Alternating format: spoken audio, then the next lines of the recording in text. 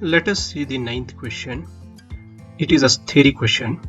To inform Roger and Angela about the recent vehicle of taking exposure to gold, which is Sovereign Gold Bonds (SGB). Which of the attributes about the SGB is correct? So there are four options given here.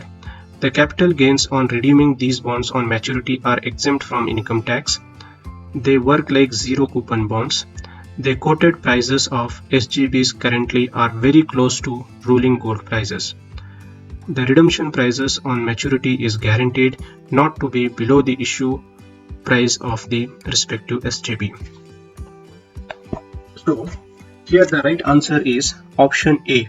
The capital gains on redeeming these bonds on maturity are exempt from income tax. This is an exclusive income tax benefit given on gold bonds. So right answer is option A. So I will write here.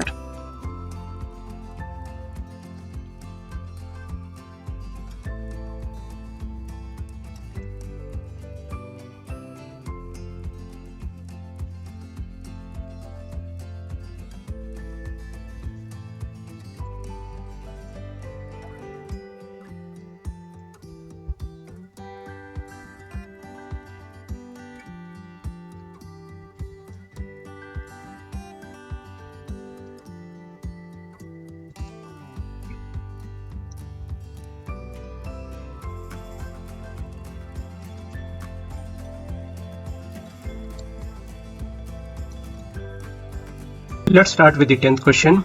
Towards the marriage goal of the children, you suggest Roger to make maximum permissible subscriptions to his PPF account towards the end of every financial year and extend the amount twice beyond initial maturity for term of 5 years each with similar subscriptions.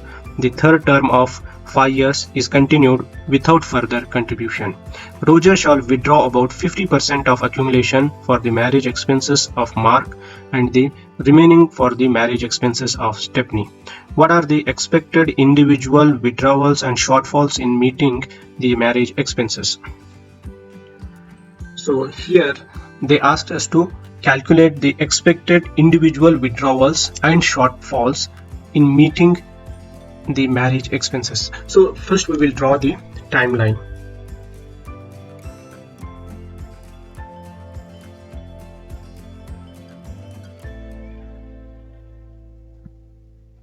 Going back to the case study, in the case study they have given in the asset section PPF, that is 4.9 lakhs. That means the outstanding amount in PPF account is 4,90,000, and here they have given note that opened in December 2011 in the name of Roger.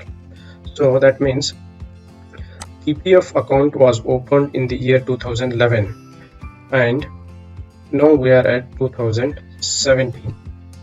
Outstanding balance available at 2017 is 4,90,000. Okay, so the maturity of the PPF amount is for 15 years. So it is started in the year 2011, and in the question they have given that towards the end of every financial year. That means they are talking about the financial year of 2011 and 12.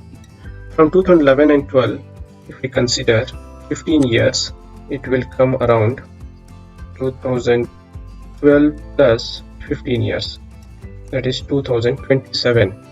2027 PPF account gets matured, and here in the question they have given extend the account twice beyond initial maturity for term of 5 years each with similar subscriptions. That means from 2027 again they are going to extend it for 2 terms. The period of each term is 5 years. That means 2027 plus 5 years is 2032, and one more term of 5 years, 2032 plus another 5 years for 2037. So here they want to use this amount for marriage purpose of Mark and Stephanie. So the present age of Mark is 4 years, and go back to the case study. In the case study, go to the goals. Goal number 2, they have given marriage expenses of rupees 10 lakh for each child at around their respective age of 25 years, cost escalation 9% per annum. That means they are going to marry at the age of 25. The present age of Mark is 4 years, so he has still 21 years with him. So from 2017 plus 21 years. That means Roger is going to marry at 2038. Similarly, Stephanie is 1 year old and she is going to marry on 25th age. That means she has still 24 years with her. So Stephanie is going to marry on 2041. So this is the timeline. So here first we need to find the future value of PPF till maturity. That means from 2017 to 2027. 2027 this is going to mature. So rate. So what is the rate of PPF? Again, go back to the case study. So here they have given public provident fund is 7.75%. So 7.75% is the rate, and NPER is 2027 minus 2017, that is 10 years. PMT. So in the question they have given, towards the marriage goal of children, you suggest Roger to make maximum permissible subscription to his PPF account towards the end of every financial year and extend the account twice beyond initial maturity. That means he is going to invest maximum permissible subscription. That is, maximal permissible subscription for PPF account is 1,50,000. Roger is going to invest 1,50,000 every year to maturity. And PV is nothing but the available balance, that is 4,90,000 already he has in his PPF account. So we need to calculate future value. So let us calculate. If V is equal to, rate is 7.75%, NPER is 10 years, and PMT is minus 1,50,000, and PV is minus 4,90,000. And they have mentioned here at the end of financial year, so type is 0. So 31,80,994 is the balance available at 2027.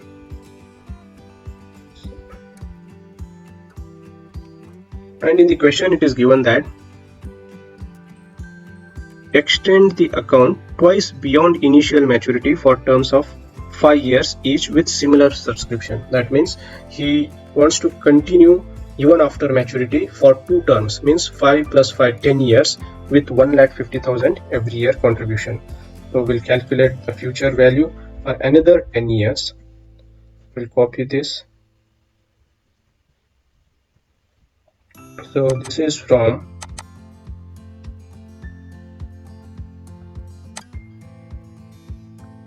2027 till 2037.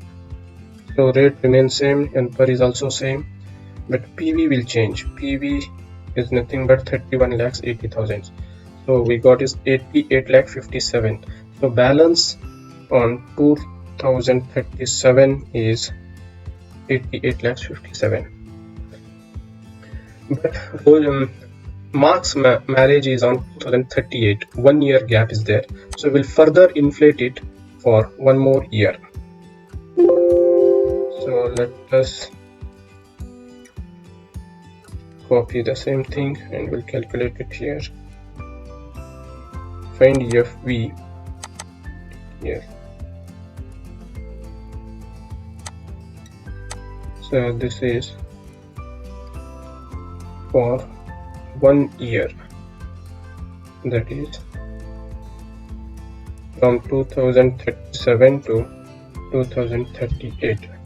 So here we change the heading, find the FV of PPF for 2 terms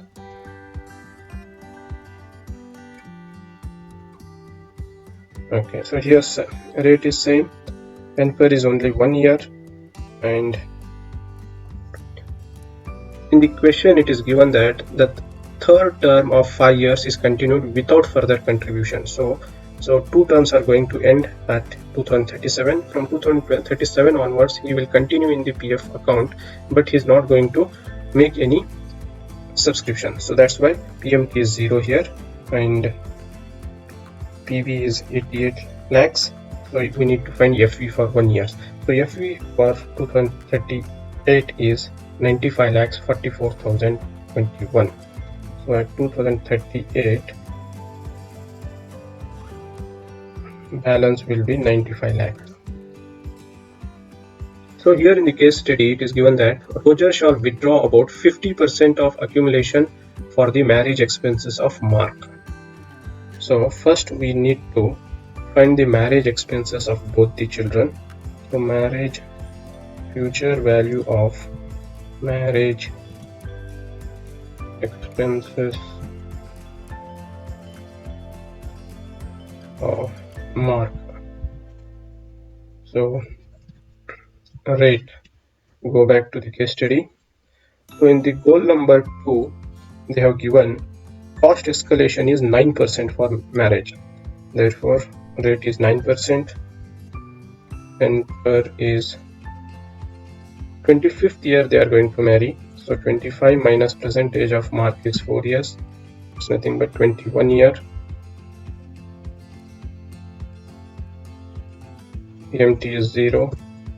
PV is nothing but present value. The present value of marriage they have given in the goal number 2, marriage expenses of rupees 10 lakh, that is current cost. So 10 lakh is the present value of marriage. So we need to find FB. So FB is equal to rate is 9%, NPER is 21 years, PMT is 0, and PV is minus 10 lakhs. Type is 1, it is 61 lakhs. 61 lakhs is nothing but marriage expenses of Mark after 21 years. So in the question they have given Roger shall withdraw about 50% of accumulation for the marriage expenses of Mark and the remaining for the marriage expenses of Stepney. So first calculate the future value of marriage expenses of Stepney. Here we copy this. So we'll change the name, marriage expenses of Stepney.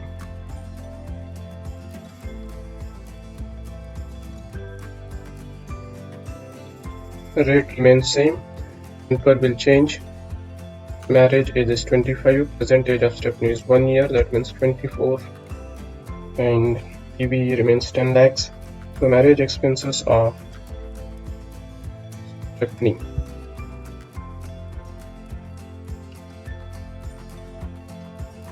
is 79 lakhs. So now Roger shall withdraw 50% of this amount, 95 lakhs. So we'll calculate 50% of 95 lakhs, and that is nothing but 47 lakh 72,000. We'll do here. So we'll write the withdrawals.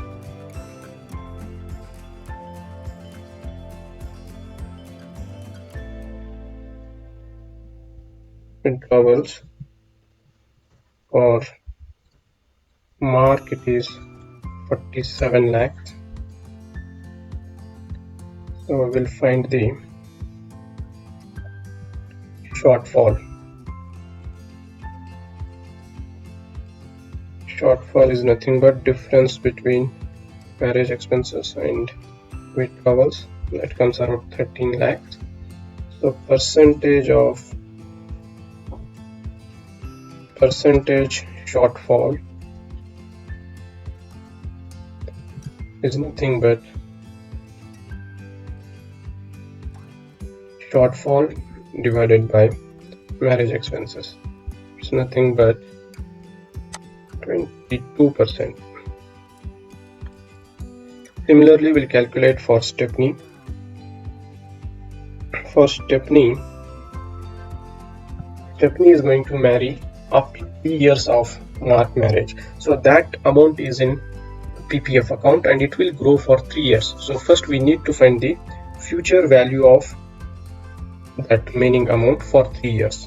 So rate is same 7.75%. NPER is 3 years.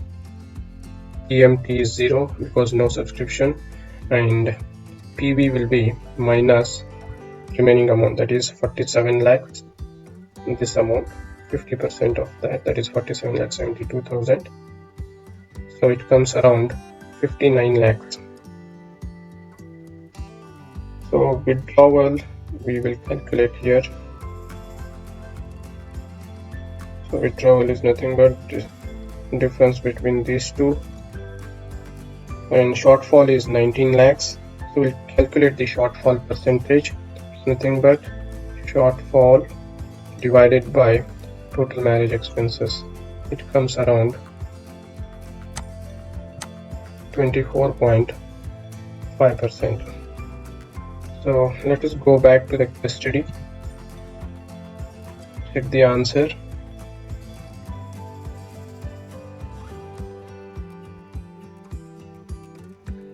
So here they have given option B, Mark rupees 47.7 lakhs, 22% shortfall. Stepney rupees 59.7 lakhs and 24.5% shortfall.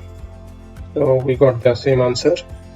So withdrawals are 47 lakh 72,000 with 22% shortfall, and for Stepney 59 lakhs withdrawals with 24.5% shortfall. That means option B is the right answer. So we'll write here, correct answer is B, that is 47.7 lakhs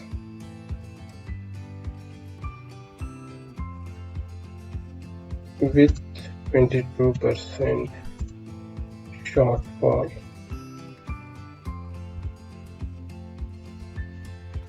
and 59.7 lakhs with 24.5% shortfall. I hope this question is clear. Thank you.